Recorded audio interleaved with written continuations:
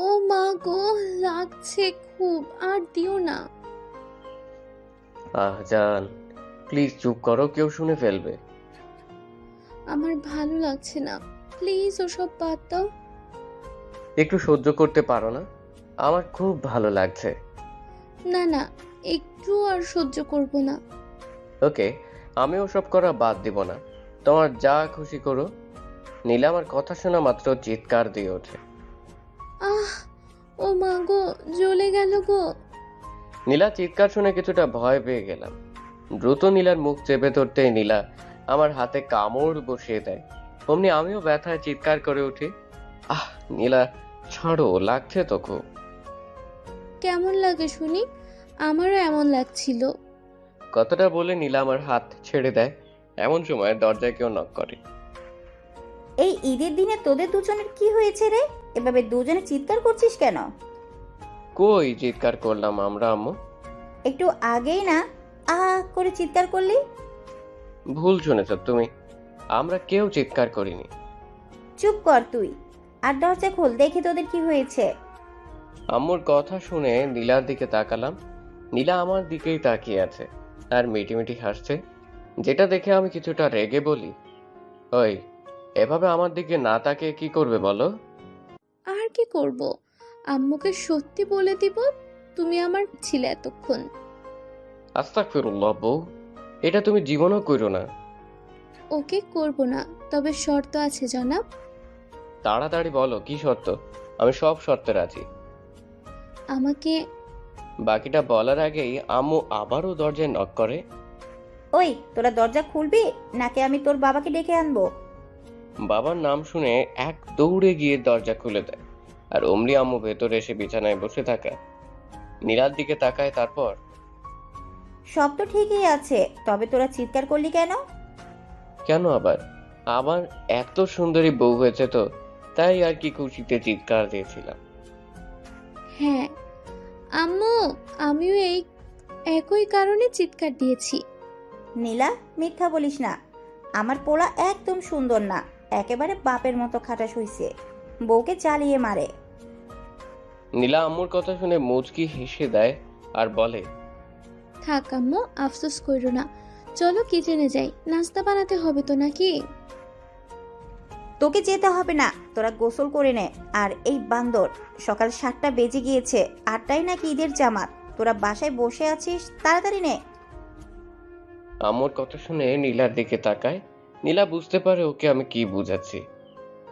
আম্মু তুমি যাও, তোমার বান্দর ছেলেকে আমি সাজিয়ে দিচ্ছি। নীলার কথা শুনে আম্মু চলে যায়। আর অমনি নীলাকে কোলে তুলে নিয়ে ওর কপালে আলতো করে চুমু দিয়ে বলি, ওই, আমি কিভাবে বাদর হলাম শুনি? তুমি বান্দর, শুধু আমার বান্দর, বুঝলে? নীলার কথা শুনে মুচকি হেসে ওকে নিয়ে চলে আসি বাথরুমে। দুজনেই গোসল শেষ করে বের হতেই দেখি আম্মু হাতে পাঞ্জাবি আর পায়জামা নিয়ে দাঁড়িয়ে। আমাদের বের হতে দেখে আম্মু পাঞ্জাবি পায়জামা নীলার হাতে দিয়ে বলে, এই 24টা বছর নিজে প্রতি ঈদে বান্দরটাকে সাজিয়ে দিয়েছি, এখন আজ থেকে দায়িত্বটা তোমায় দিলাম মা। আম্মু তুমি রেডি করে দাও না। হুম, এখন আর না, বউ হয়েছে ছেলের, এখন ছেলের বই ছেলেকে সাজিয়ে দিবে, আমি চাই।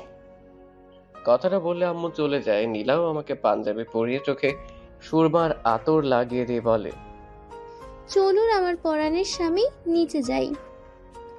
নীলাকে নিয়ে সিঁড়ি বেয়ে নামছি আর ভীষণ লজ্জায় চোখ দুটো উপরে তুলতেই পারছি না। ড্রয়িং রুমে আসতেই আব্বু বলে ওঠে, মাশাআল্লাহ, আমার মামুনি আর বাদরটাকে খুব সুন্দর লাগছে। ওই বাবা, আমাকে বাদর বলো কেন শুনি? আমার বাবা মানুষ হলে আমিও মানুষ, আর বাদর হলে আমিও বাদর। তা তুমি কি?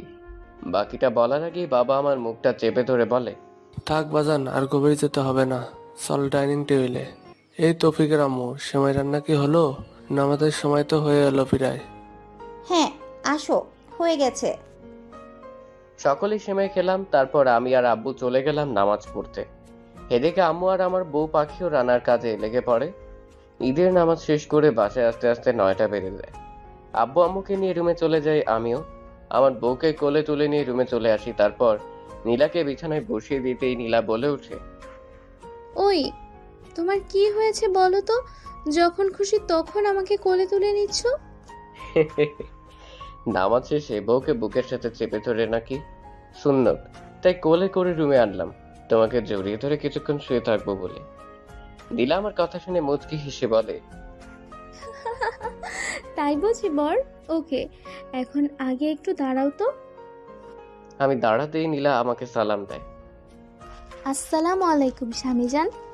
ওয়ালাইকুম আসসালাম বেবি জান, আসুন আপনাকে একটু বুকের মাঝে জড়িয়ে ধরি। তার আগে বর সাহেব সালামি তো দিবেন নাকি? নীলার কথা শুনে মুচকি হেসে মানিব্যাগ থেকে চকচকে 1000 টাকার নোট বের করে নীলার দিকে এগিয়ে দিতেই নীলা খপ করে টাকাটা নিয়ে ওর হাতে মুঠো করে ধরে রাখে। তারপর, এখন আমাকে জড়িয়ে ধরে ঘুমাতে পারবেন স্বামীজান? গ্রিন সিগন্যাল পেয়ে আর দেরি না করে নীলাকে জড়িয়ে ধরে বিছানায় শুয়ে পড়ি। নীলার ঠোঁট জোড়া ঠিক আমার ঠোঁট বরাবর, নিজেকে কেমন মাতাল লাগছিল যখন নীলার নিঃশ্বাস আমার মুখে লাগছিল। নিজেকে আর সামলাতে না পেরে টুপ করে নীলার ঠোঁটের নিজের ঠোঁট লাগিয়ে দিয়ে কিস করতে থাকি নীলাকে। নীলাও প্রথম আমার এমন স্পর্শে কেঁপে উঠে সাড়া দিতে শুরু করে। তারপর আর কি দুজনেই হারিয়ে যায় সুখের সাগরে। দুপুর 12টা, নীলাকে নিজের বুকের সাথে চেপে ধরে শুয়ে আছি। একটু আগে দুজনে গোসল করে বের হয়েছি। নীলার দিকে তাকাতেই দেখি নীলা চোখ দুটো বন্ধ করে আছে, মানে ও ঘুমিয়ে পই গেছে। তাই ওকে আর ডিস্টার্ব না করে যেই উঠতে যাবো অমনি নীলা আবারও জোর করে শুইয়ে দেয়। কিছুটা অবাক হয়ে বলি, তার মানে তুমি ঘুমাননি জান পাখি? জি মা। বর, আমি ঘুমালে নিশ্চয়ই তুমি বাইরে চলে যেতে, তাই না? হ্যাঁ, নিচে যেতাম, ক্ষুধা পেয়েছে তো। কুত্তা, একটু আগেই না কিস দিলাম, তাও পেট ভরেনি? থুতো খেয়ে আর কি পেট ভরে? চলো নিচে বিরিয়ানি খাবো। তাও ঠিক। আচ্ছা শোনো না, বলো না সোনা। সকালে কি বলেছিলে? আমার সব শর্তে তুমি রাজি, তাই না? হ্যাঁ রাজি। তাও সত্যিটা কখনোই আম্মুকে বলো না। আমার কথা শুনলে আমি বলবো না। ওকে, আমি শুনবো, বলো কি বলবে। দুপুরে খাওয়া দাওয়া শেষে আমি যেখানে যেতে বলবো তুমি আমাকে সেখানে নিয়ে যাবে। অবশ্যই নিয়ে যাব। নীলা আমার কথা শুনে আলতো করে আমার গালের চুমু এঁকে দেয়। খাওয়া দাওয়া শেষে নীলাকে নিয়ে বের হই। নীলার কথা মতো ড্রাইভ করতে করতে চলে আসে একটা বিশাল উন্মুক্ত কবরস্থানে। কিছুটা অবাক হয়ে বলি, নীলা কবরস্থানে কেন আসলাম? এখানেই তোমার শ্বশুর শাশুড়ি শুয়ে আছে, তাদের কবর জিয়ারত করতে এসেছি। নীলার কথা শুনে অবাক হলাম। হওয়ারই কথা, মেয়েটা বাবার বিয়ে ঈদের আগের দিন অর্থাৎ গতকাল বাবা হঠাৎ আমার চেম্বারে কাজী নিয়ে গিয়ে বলে, আজ তোর বিয়ে, কাজী সাহেব বিয়ে পড়িয়ে দিন। কাজী আমাকে কবুল বলতে বলে আমিও বাবার ভয়ে কবুল বলে দিই। বাসর ঘরে নীলার সাথে তেমন কথা না হলেও মেয়েটাকে এক রাতেই ভালোবেসে ফেলি। বর্তমান নীলা আমাকে স্ট্যাচুর মতো চুপ করে দাঁড়িয়ে থাকতে দেখে বলে, এই চলো কবর জিয়ারত করে আসি। নীলাকে নিয়ে কবরস্থানের ভেতরে যেতে নিব, অমনি পাহারাদার আটকায়, নীলাকে ঢুকতে দিবে না। অগত আমি নিজেই ওর বাবা মার কবর জিয়ারত করে আশেপাশে কয়েকটা ছেলে মেয়েকে খাবার কিনে দিয়ে নীলাকে নিয়ে বাসায় আসতেই নীলা বলে উঠে, জানো, তোমাকে তো বলাই হয়নি গত রাতে আমি এতিম। তুমি কি আমায় ঘৃণা করবে এখন? আজব, ঘৃণা করব কেন? তুমি আমার স্ত্রী। এতিম মেয়েকে তো অনেকেই ঘৃণা করে, তবে আমার শ্বশুর আপু ভালোবেসে তার বিয়ে বানায়।